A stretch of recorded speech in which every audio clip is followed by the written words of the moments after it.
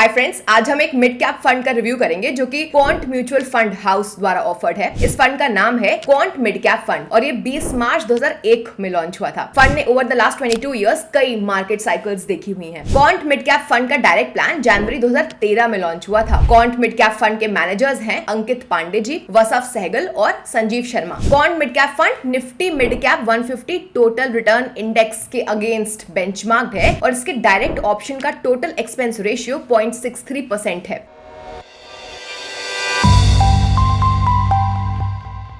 आइए बात करते हैं इस फंड के इन्वेस्टमेंट ऑब्जेक्टिव की और स्ट्रैटेजी की। तो इस स्कीम का मेन इन्वेस्टमेंट ऑब्जेक्टिव है कैपिटल अप्रिसिएशन जनरेट करना और long term growth opportunities provide करना। ये ऐसा मिड कैप कंपनीज के पोर्टफोलियो में इन्वेस्ट करके करता है। और हाँ, ऐसा कोई अश्योरेंस नहीं है कि स्कीम का इन्वेस्टमेंट ऑब्जेक्टिव अचीव हो ही जाएगा। यहाँ पे स्टॉक सिलेक्शन एक बड़ी यूनिक प्रोप्राइटरी मेथड को फॉलो करके किया जाता है जिसका नाम है VLRT फ्रेमवर्क। ठीक है, इस मॉडल से वेरियस एसेट क्लासेस के ऑप्टिमल एंट्री और एग्जिट पॉइंट आइडेंटिफाई करने में मदद मिल जाती है और इस मॉडल पे बेस्ड होकर फंड मैनेजर्स फंड के कैश लेवल को डिसाइड करते हैं। अब ये VLRT मॉडल कुछ चीजों पे नजर रखता है, आइए समझते हैं। पहला वैल्यूएशन, जो कि प्राइस और वैल्यूएशन के बीच में डिफरेंशिएट करता है। दूसरा लिक्विडिटी, इससे डिफरेंट एसेट क्लासेस के across flow of money analyse करना या फिर अंडरस्टैंड करने में हेल्प मिलती है। तीसरा है रिस्क एपेटाइट, इससे इन फैक्टर्स की जानकारी मिलती है कि जो मार्केट पार्टिसिपेंट्स है ना, उनके एक्शंस या फिर रिएक्शंस लेने में कौन फैक्टर्स ड्राइव कर रहे हैं। और लास्ट है टाइम, इससे हम उस साइकिल को अंडरस्टैंड कर पाते हैं जो कि प्रीवियस 3 फैक्टर्स यानी कि वैल्यूएशन, लिक्विडिटी, रिस्क एपेटाइट को डिटरमाइन करता है। So being in sync with the waves of value and behaviour. अब आप स्क्रीन पे मिड फंड के कैटेगरी मिक्स को देख सकते हैं। इसका सोर्स है quant mutual fund fact sheet. Mid cap funds mainly mid sized stock की कंपनी में इन्वेस्ट करते हैं। सेबी रूल्स के अकॉर्डिंग मिड कैप फंड को अपने असेट का मिनिमम 65% इक्विटी और equity linked instrument of mid cap companies में इन्वेस्ट करना ही चाहिए। इस फंड की कैश होल्डिंग ना रिलेटिवली लोअर साइड पे है, लेकिन इसने स्टॉक मार्केट कंडीशंस पे बेस होकर के काफी एक्टिवली अपनी कैश पोजीशंस में मूव इन और मूव आउट किया है। 2022 के बिगिनिंग में यानी कि फरवरी से मार्च 2022 में जब यूक्रेन रशिया कॉन्फ्लिक्ट स्टार्ट हुआ था, इस फंड ने अपनी कैश होल्डिंग को डबल कर लिया। अब आप फंड का स्नैपशॉट अपनी स्क्रीन पे देख सकते हो, जहां पे आप इनका असेट अंडर मैनेजमेंट जो कि है 1551 करोड़ रुपीस और दूसरी डिटेल्स देख सकते हैं जैसे कि exit load, benchmark, portfolio turnover ratio. ये डेटा एज ऑन 28 फरवरी 2022 का है और इसका सोर्स है quant mutual fund fact sheet.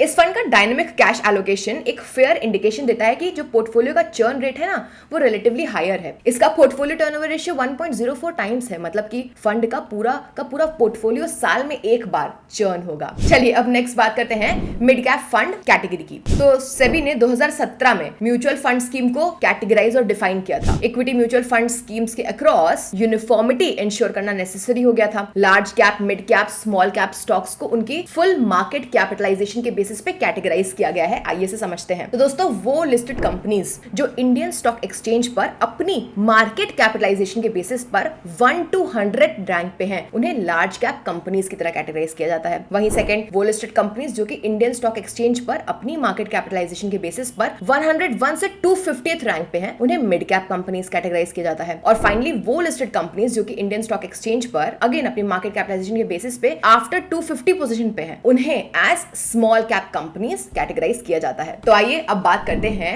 Portfolio analysis की। तो इस फंड का पोर्टफोलियो चेक करना काफी इंटरेस्टिंग रहेगा। आइए देखते हैं कैसे इसने डिफरेंट स्टॉक्स और डिफरेंट सेक्टर्स की तरफ अपना एलोकेशन स्टैक अप किया है और लास्ट 1 ईयर और सो में कैसे इसे मैनेज किया गया है। अब आप स्क्रीन पे top 10 stocks of the fund को देख सकते हैं। ये डेटा एज ऑन 28 फरवरी 2023 का है। इसका सोर्स है quant mutual fund fact sheet. ये फंड अपने पोर्टफोलियो में 28 स्टॉक्स होल्ड करता है। अपने पोर्टफोलियो में 28 स्टॉक्स ऑफ कंपनीज होल्ड करने का मतलब है कि फंड एक कॉन्सेंट्रेटेड बेट लेता है। फंड के top 10 stocks around 53% of the funds net asset contribute करते हैं। तो जब आप फंड के पोर्टफोलियो को देखेंगे तो इसका फोकस आपको मार्केट मोमेंटम की तरफ दिखेगा। पिछले एक साल में कई ऐसे स्टॉक्स हैं जिन्होंने टॉप 10 होल्डिंग्स में जगह बनाई, लेकिन इनमें से कई स्टॉक्स ने आगे के महीनों में यानी कि सब्सिक्वेंट मंथ्स में टॉप 10 लिस्ट से बाहर जगह बना ली, यानी कि बाहर निकल गए। फॉर एग्जांपल जनवरी 2022 में फंड ने कंपनीज जैसे कि Container Corporation of India Limited, Godrej Industries में इन्वेस्ट किया हुआ था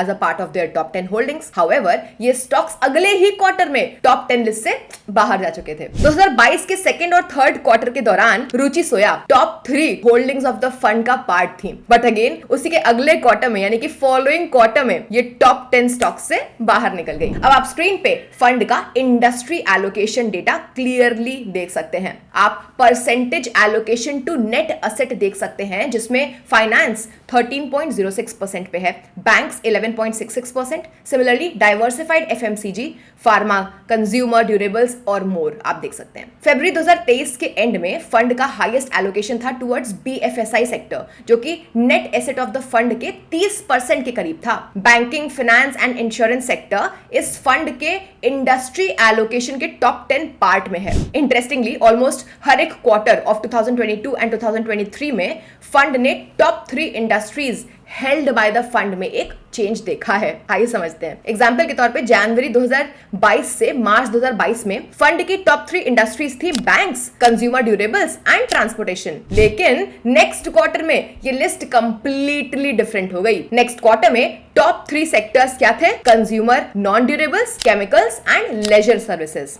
मार्च 2022 के एंड में finance sector top 10 holdings of the fund का पार्ट ही नहीं था। हाउएवर फरवरी 2023 के एंड में finance sector one of the top holding of the fund बन गया था। तो जैसे कि हमने देख ही लिया कि इस फंड का इक्विटी पोर्टफोलियो रेगुलर चर्न से गो थ्रू कर रहा है और ये अपने पोर्टफोलियो को मैनेज करते वक्त मार्केट मोमेंटम अप्रोच को फॉलो कर रहा है। इसी कॉन्सेंट्रेटेड मोमेंटम पोर्टफोलियो ने फंड को over the last few years अच्छा परफॉर्म करने में हेल्प की है, एक्सेप्ट जनवरी 2023। अदानी ग्रुप स्टॉक्स के करंट फॉल यानी कि Adani ports and SEZ and Ambuja cements के फॉल ने फंड के परफॉर्मेंस को जैन 23 से इंपैक्ट कर दिया है। अब आप स्क्रीन पे स्कीम का रिस्कोमीटर देख सकते हैं। इस फंड को रिस्कोमीटर में एज हाई रिस्क कैटेगराइज किया गया है। आइडियली इन्वेस्टर्स को इस फंड को लॉन्ग टर्म के लिए होल्ड करना चाहिए। तो अब बात करते हैं परफॉर्मेंस एनालिसिस की। क्वांट म्यूचुअल फंड हाउस के दूसरे इक्विटी म्यूचुअल फंड स्कीम्स की तरह ही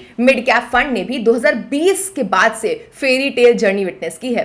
एज ऑफ 1 जनवरी 2020 क्वांट मिड कैप फंड का asset under management 10.7 crore rupees का था, जो कि अब ग्रो होकर के 1550.74 करोड़ रुपीस का हो गया है। पिछले 3 सालों में फंड का AUM ओवर 155 टाइम्स ग्रो हुआ है। अब आप स्क्रीन पे फंड का परफॉर्मेंस देख सकते हैं फ्रॉम मार्च 2020 टू मार्च 2023। इसका सोर्स है Groww data as on 31 March 2023। Last 2 months में परफॉर्मेंस में डिप होने के बावजूद पिछले 3 सालों में फंड ने स्लाइटली ओवर 46% का रिटर्न जनरेट करना मैनेज कर लिया है, जो कि मिड कैप फंड के लिए काफी फिनोमिनल है। फंड के डायरेक्ट ऑप्शन का इंसेप्शन यानी कि डायरेक्ट ऑप्शन की स्टार्टिंग से ही, जो कि अराउंड 10 साल पहले की बात है, फंड ने अराउंड 16% का एनुअलाइज्ड रिटर्न जनरेट किया है। अब आप स्क्रीन पे इस फंड का परफॉर्मेंस देख सकते हैं in comparison to its benchmark. इस टेबल में आप शुरुआत से यानी कि इंसेप्शन से एंड 1 ईयर से 3 ईयर और 5 इयर्स का क्वांट मिड कैप फंड के returns, Nifty mid cap 150 TRI और निफ्टी TRI के रिटर्न्स देख सकते हैं। फंड ने पिछले 1 साल और 3 साल के टाइम फ्रेम में सिग्निफिकेंट आउट परफॉर्मेंस मैनेज कर लिया है। ये आउट परफॉर्मेंस ओवर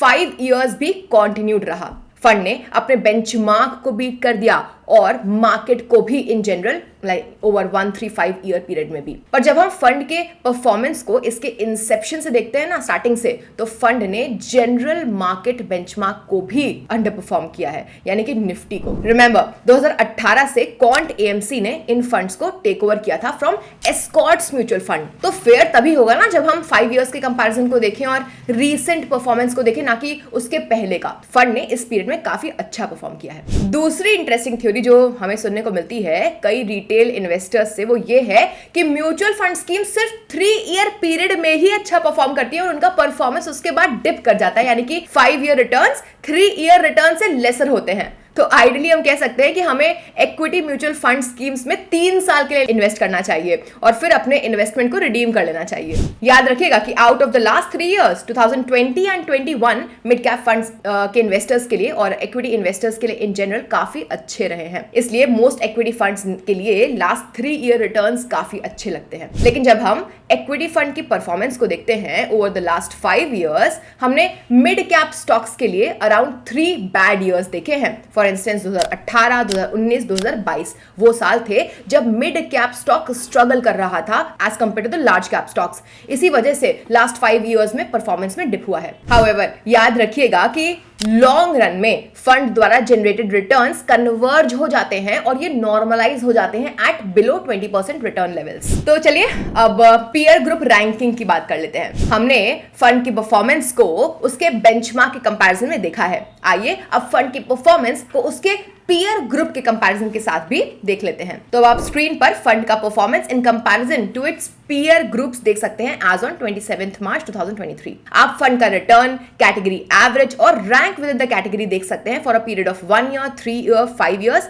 एंड ये सब एनुअलाइज्ड रिटर्न्स हैं। इसका सोर्स है ग्रो। ये फंड थ्रू आउट एक टॉप क्वार्टाइल परफॉर्मर रहा है। Over the last 3 year period fund अपने पीयर ग्रुप में बेस्ट था, यानी कि नंबर 1 था। अगर हम फंड के पिछले 1 साल का रिलेटिव परफॉर्मेंस देखें तो फंड की रैंकिंग स्लिप होकर के 6th पोजीशन पे आ गई है। आप एक मिड कैप फंड को हमेशा बेस्ट परफॉर्मिंग फंड की तरह एक्सपेक्ट नहीं कर सकते हैं दोस्तों। Even best performing equity funds भी अपने share of ups and downs तो झेलता ही है ना। तो चलिए अब क्रिटिकल रेशियोज पर नजर डालते हैं। हमें से कई लोग दोस्तों फंड के द्वारा जनरेटेड बस रिटर्न्स को देख लेते हैं और रुक जाते हैं और सिर्फ इन्हीं नंबर्स के बेसिस पे हम अपना इन्वेस्टमेंट डिसीजन ले लेते हैं। बट हमें समझना पड़ेगा कि रिटर्न्स देखने के साथ साथ आपको फंड में इन्वॉल्व्ड रिस्क और फंड पोर्टफोलियो द्वारा जनरेटेड रिस्क एडजस्टेड रिटर्न्स भी देखने पड़ेंगे। तो चलिए कुछ क्रिटिकल रेशियोज पर नजर डालते हैं और म्यूचुअल फंड के रिस्क एलिमेंट को डिफाइन करते हैं। सबसे पहला है स्टैंडर्ड डेविएशन। ये फंड पोर्टफोलियो के टोटल रिस्क को मेजर करता है। ये एक कॉम्प्रिहेंसिव रिस्क मेजरमेंट टूल है। इस फंड का स्टैंडर्ड डेविएशन 23.13% है। सेकंड है बीटा।